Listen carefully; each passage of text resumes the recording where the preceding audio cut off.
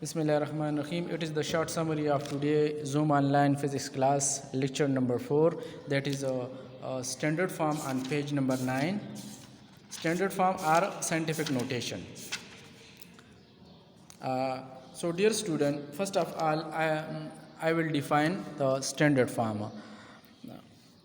To express the number very small or very large in the form of power of 10 is called standard form or scientific notation. हमारे पास कोई भी number हो और वो बहुत छोटा हो या बहुत बड़ा हो तो इसको एक्सप्रेस कर ले स्टैंडर्ड फॉर्म में एक convenient ways in the power of 10 को, तो इसको हम स्टैंडर्ड फॉर्म या साइंटिफिक नोटेशन कहते हैं. इसका जनरल फार्मूला जो है ना वो ये है कि n is equal to m multiply 10 raise to power small n, और साथ साथ यहाँ पर हम यूनिट भी लगाएंगे क्योंकि फ़िज़िक्स में जो है ना सारे यूनिट्स रिलेटेड होंगे. यूनिट तो ये n जो है ना वो नंबर है जिसको हम एक्सप्रेस करते हैं. m जो है ना वो मिंटिसा है. मिंटिसा वो नंबर होगा जो 1 या 10 से लेस देन होगा. और मल्टीप्लाई 10 रेज़ टू पावर जो है ना ये स्मॉल n जो है ना ये जो डेसिमल पॉइंट को हम मूव करेंगे फर्स्ट नॉन ज़ीरो डिजिट की तरफ, जितने नंबर हमने उसको मूव कर दिया उतना ही स्मॉल नंबर n होंगे, यानी उसका एक्सपोनेंट होगा जो पावर ऑफ 10 हम जिसको कहते हैं. एक्सप्लेनेशन में ये है कि in physics we deal with a number that is either very small or very large. It become difficult to write these number. अगर हम फिज़िक्स में हमारे पास बाज़ औक़ात बहुत लेंथी नंबर हो या बहुत स्मॉल हो, just like mass of the electron है, मास ऑफ द प्रोटॉन है, तो वो बहुत कम होगा. या वेरी लार्ज जिस तरह मास ऑफ द अर्थ होगा, मास ऑफ द सन होगा. तो इस किस्म के नंबर हम इजीली आसानी के साथ राइट करते हैं और इस फॉर्म में लिखते हैं. With the help of standard form we can express this number easily. Standard form की मदद से इस नंबर को हम आसानी से एक्सप्रेस करते हैं. Where n is a small और लार्ज नंबर. वो इन जो होगा वो स्मॉल या लार्ज नंबर होगा जो आगे हम एक्सप्लेन करेंगे with the help of example. And m is a such number whose first digit from left to right is non zero. यानी from left to right, left ये हो गया और राइट ये हो गया, तो ये फर्स्ट नॉन ज़ीरो डिजिट के बाद हम डेसिमल पॉइंट को लगाएंगे. The power of 10 is represented by small n. जो पावर ऑफ 10 है इसको हम एक्सपोनेंट कहते हैं. वो देन द पावर ऑफ 10 जो है ना वो हम स्मॉल n से रिप्रेजेंट करते हैं. Which is the number of the digit through which the decimal has been moved. वो वही नंबर होगा जितने नंबर ऑफ डिजिट हमने इसको मूव कर दिया टूवर्ड लेफ्ट और right, but the target is the first non zero digit है. The power of 10 can be positive और नेगेटिव. पावर ऑफ 10 कभी पॉजिटिव होगा कभी नेगेटिव. उसके दो रूल्स है. अगर हम राइट से लेफ्ट की तरफ जाएंगे,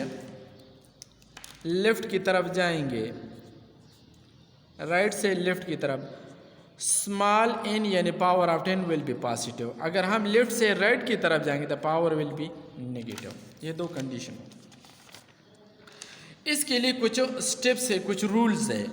फर्स्ट रूल में ये है कि in given number n move the decimal point and place it after the first non zero digit which will make it mantissa. उससे हम मिंटिसा बनाएंगे. जो डेसिमल को हमने मूव कर दिया फर्स्ट नॉन ज़ीरो डिजिट के बाद लगा दिया उस एरिया को, उस डिजिट को हम मिंटिसा कहते हैं. If the decimal has move towards left, अगर हमने लेफ्ट की तरफ मूव कर दिया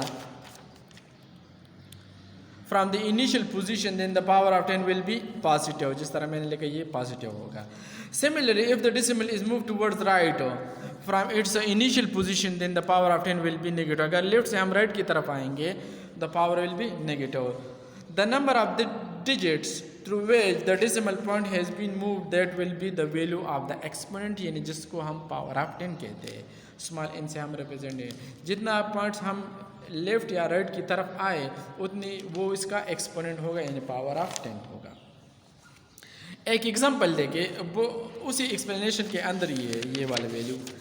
the mass of the moon is approximately 70 और उसके साथ 21 0 मोर. तो हम एक्सप्रेस नहीं करते इंग्लिश में या कोई नंबर के इतने ही बिलियन ट्रिलियन, और साथ साथ K G is the unit of mass. अब देखिए डेसिमल पॉइंट हमारे पास यहाँ पर है, ये हो गया इनिशियल पोजीशन,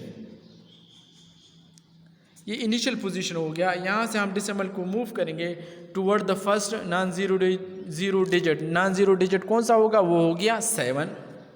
अब देखिए 3, 6, 9, 12, 15, 18, 21 और 22। 7 के बाद लगाएंगे तो 22 आते हैं। अदरवाइज अगर 7 के उस साइड आते तो 23, लेकिन वो रॉन्ग होगा क्योंकि हमारा टारगेट जो है ना 7 के बाद है। तो n जो है ना ये हो गया स्मॉल n, जो 22 डिजिट हम इसी तरफ मूव कर लिया। m हमारे पास हो गया 7। जब हम डेसिमल लगाएंगे तो 7 हमारे पास क्या हो गया, मेंटिसा हो गया m। अगर हम इसको स्टैंडर्ड फॉर्म में लिखेंगे तो स्टैंडर्ड फॉर्म का फार्मूला है n is equal to m multiply 10 to power n और साथ साथ यूनिट। तो m हमारे पास हो गया 7, 10 टू पावर 22 क्योंकि n हमारे पास क्या हो गया 22 और यूनिट क्या हो गया kg। kg is the unit of मास। दूसरे एग्जांपल को, the diameter of atomic nucleus is about 0.000000001 यानी 13 0 और 1 मीटर, यानी डायमीटर ऑफ द न्यूक्लियस। अगर हमारे पास कोई न्यूक्लियस हो उसका डायमीटर ये हो गया, वो हमारे पास इतना वैल्यू है। अब देखिए इसको स्टैंडर्ड फॉर्म में लिखेंगे तो हमने रूल 3 के मुताबिक अगर हम लेफ्ट से राइट की तरफ आएंगे the power will be negative.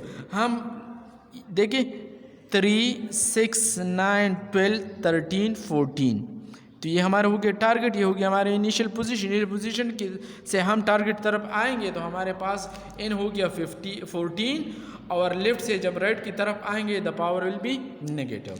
तो स्टैंडर्ड फॉर्म में लिखेंगे तो n is equal to 1 multiply 10 to power -14 meter. तो ये हो गया एटॉमिक न्यूक्लियस।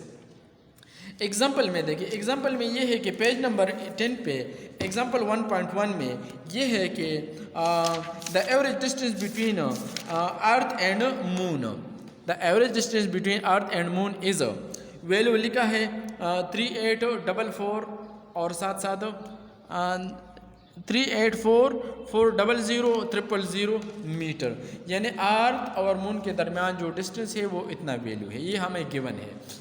अब देखिए रिक्वायर्ड में ये है कि इट को स्टैंडर्ड फॉर्म में लिखे। जब स्टैंडर्ड फॉर्म में लिखे तो ये हमारे रिक्वायर्ड होगा, रिक्वायर्ड से मुराद है टू फाइंड, इसको फाइंड कर ले। तो स्टैंडर्ड फॉर्म में इनसे हम रिप्रेजेंट करते इस तरह लिखे।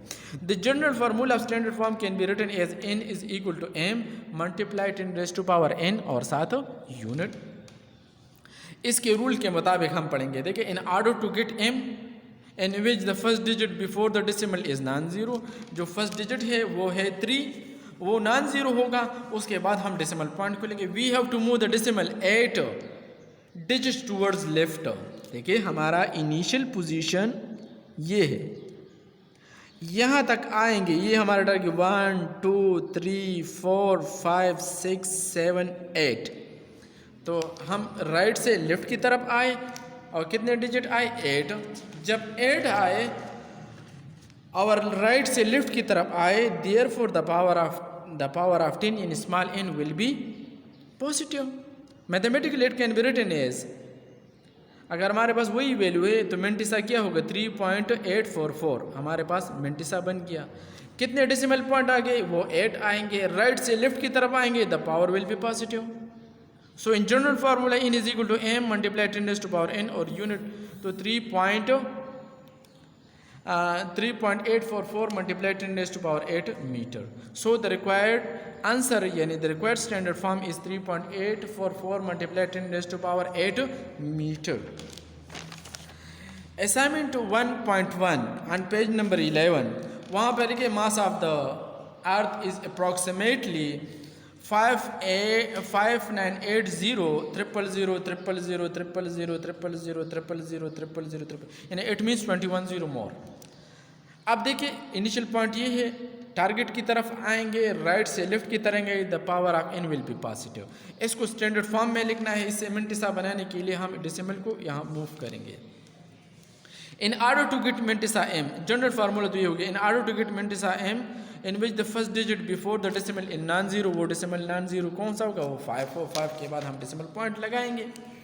अब देखिए we have to move the decimal 24 0 toward the left. हम 24 0 देखिए 3 6 9 12 15 18 21 21 के बाद 22 23 24 क्योंकि ये टारगेट है तो हमारे पास n कितना हो गया 24। Therefore the power of n will be positive. अगर हम लेफ्ट की तरफ जाएंगे सॉरी राइट की तरफ तो वो नेगेटिव होगा, वो नेक्स्ट एग्जांपल में इंशाल्लाह होगा। Mathematically m is equal to 5.98 ये हमारा मेंटिसा हो गया। n कितना हो गया वो हमारे पास 24 और राइट से लेफ्ट की तरफ जाते तो हमारे पास वैल्यू पॉजिटिव होगा। स्टैंडर्ड फॉर्म में लिखे थे n इज इक्वल टू ये हो गया mantissa 5.98 multiply 10 raise to power 24 plus 24 kg, अगर हम प्लस ना भी लगे तो नहीं। So the required standard form is a 5.98 multiplied 10 raised to power 24 kg. That is the short summary of the today lecture number 4. Thank you. Have a nice day. Bye.